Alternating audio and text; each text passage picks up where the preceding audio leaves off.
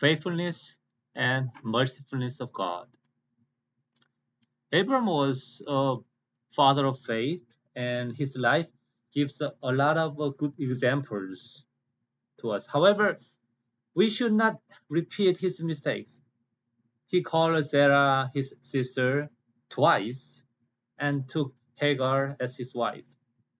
Nevertheless, God didn't say, why did you call Sarah your sister? Why did you take Hagar as your wife? Here we have a question ourselves. Why did God not point out Abraham's fault so that we might not follow his mistakes? I want to make this clear. The purpose of the Bible was not to show Abraham's life, but who God was. The focus of the Bible is not human, it's God. That's why the Bible recorded human mistakes plainly. And despite those mistakes, God has accomplished his promise. Thus, the Bible reveals his character, his ways, and his will. The more you know about God, the more you trust him, and the better you obey God. Today, we will study two attributes of God's character, as the sermon title says today, the faithfulness and mercifulness of God. These are two motivations for God's works, God's intervention in human history. In Genesis chapter 12, God called Abram at the age of 75 and promised many descendants like stars in the sky. However, it took 25 years for Abram to get God's promised one son. We can find God's faithfulness to Abram. Let's read chapter 21, verse 1 through 5. The Lord visited Sarah just as he had said he would, and did for Sarah what he had promised. So Sarah became pregnant and bore Abraham a son of his old age at the appointed time that God had told him. A year ago, God told Sarah, I will come back to you next year this time. You will have a son. Then God made her pregnant at that exact time, and let her have a son. Why did God specify the time of birth? Yes, it is to clarify that God gave her a son. It was not by accident, not by chance. And if you look at verse 3 and 5, the Bible emphasizes his name was Isaac. Abraham named him his son, whom Sarah bore to him, Isaac. When his son Isaac was 8 years old, Abraham circumcised him just as God had commanded him to do. Now Abraham was 100 years old when his son Isaac was born to him. Isaac, which means laugh. Why did Abraham name him Isaac? Because it was God's command. God named the son Isaac. Then why did God name him Isaac? Laugh.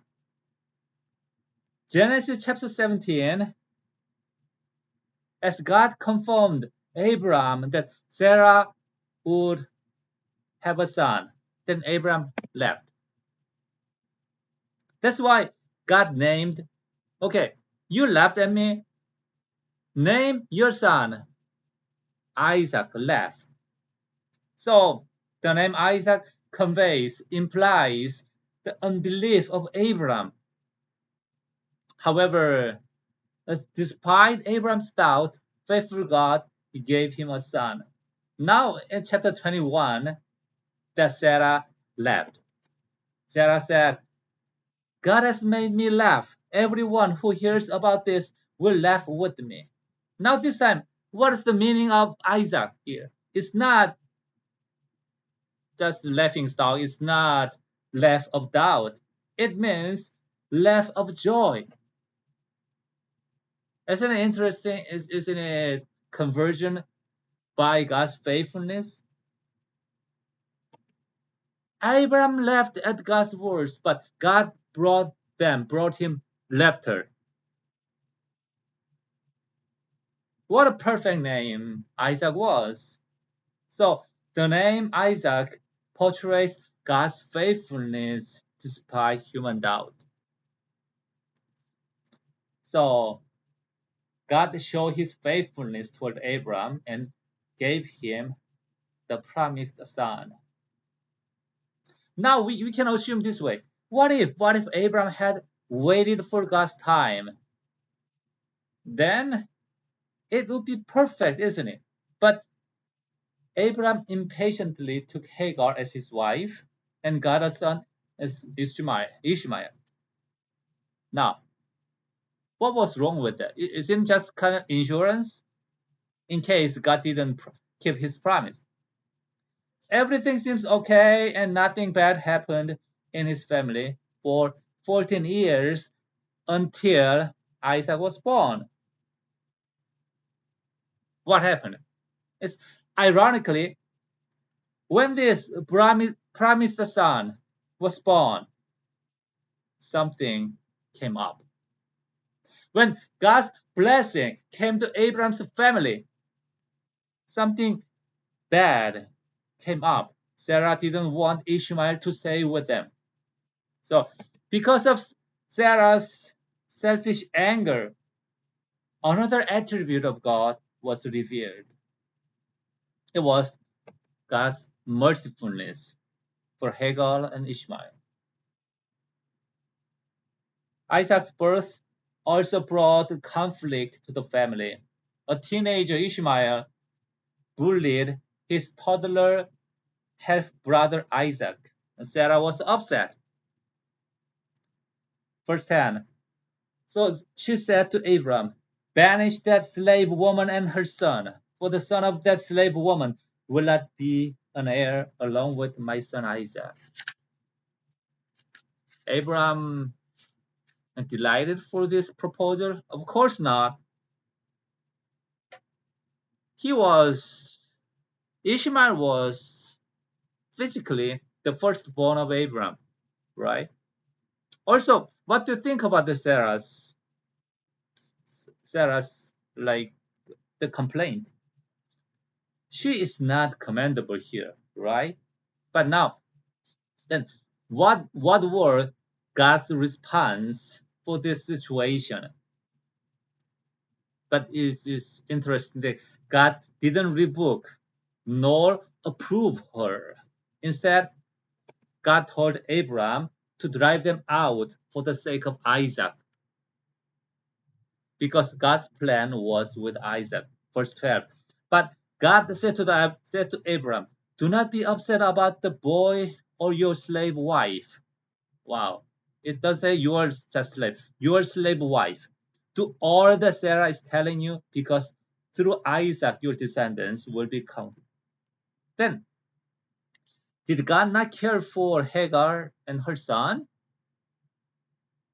Yes, he does. He does. God promised safety and protection for them. Verse 13. But I will also make the son of the slave wife into a great nation, for he is your descendant too. Wow.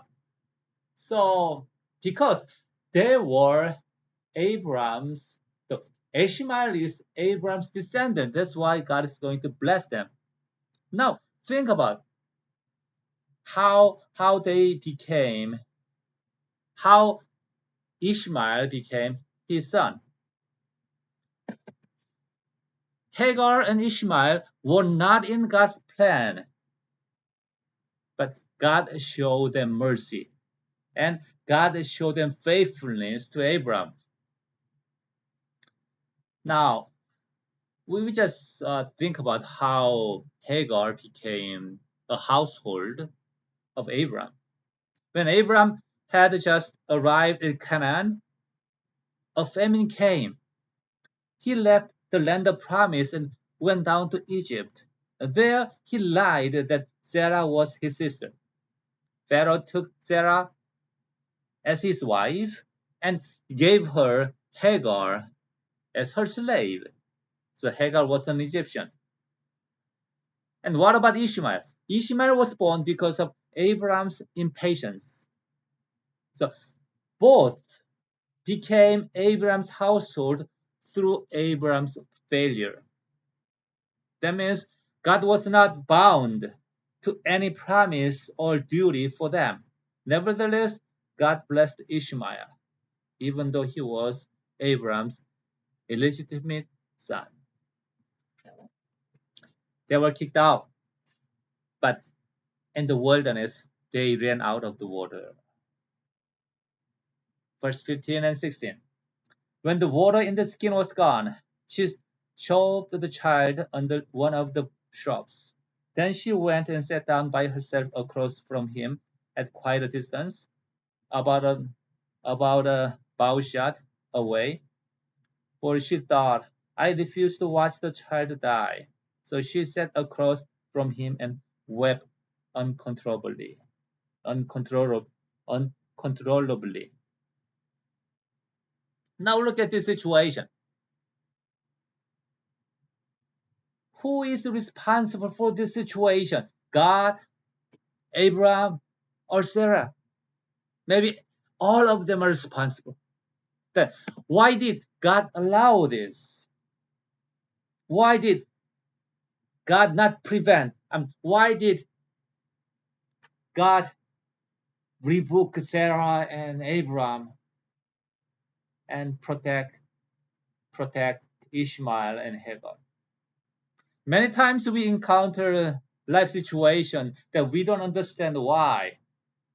At that moment, don't struggle too much to find an answer to it.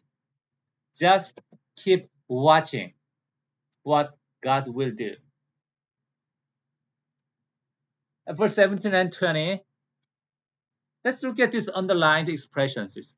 God heard the boy's voice. The angel of God called. Don't be afraid. God has heard the boy's voice right where he is crying. I will make him into a great nation. God enabled Hagar. God was with the boy. All those expressions telling God showed mercy to Hagar and Ishmael.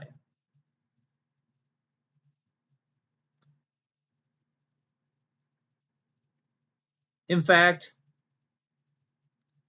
they were supposed to be protected by Abram and Sarah.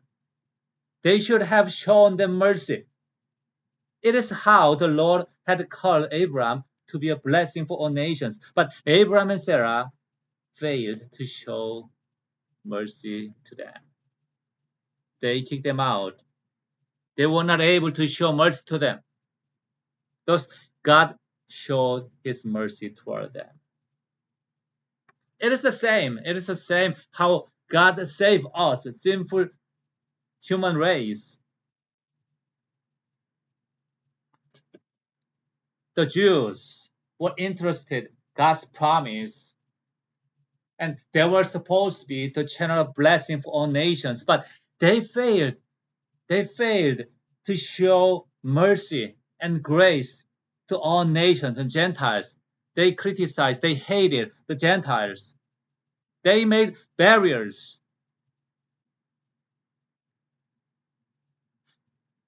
In their attitude, crucify Jesus Christ. And thus, God opened the salvation through mercy for all nations.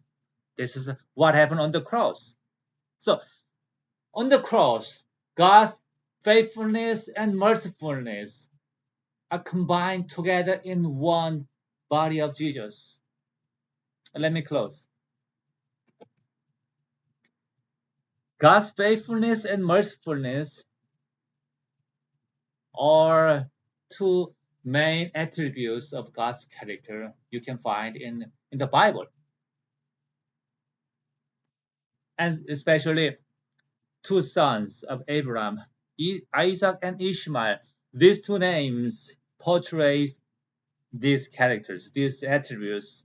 Isaac, that means laugh. Abraham doubted and laughed at God's promise, but God gave Isaac to Abraham, so they laughed of joy. They rejoiced. God was faithful. And Ishmael, that means God hears. Ishmael was a legitimate child of Abraham. God was not bound to bless him, but from his mercy, God cared his miserable status and condition and protect him and bless him into great nation. And we see, as I said, we have another nation, another nation, another name. God show His faithfulness, mercifulness. It's Jesus Christ. His name is He saves. We see God's faithfulness and mercifulness. Now, what do we do now? Don't follow bad examples of Abraham of doubt and Sarah of anger, hatred. We should trust in God, for God is faithful no matter what.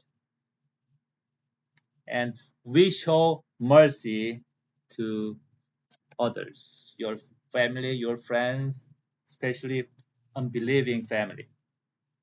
For God is merciful to all, like Jesus Christ. Thank you. God bless you.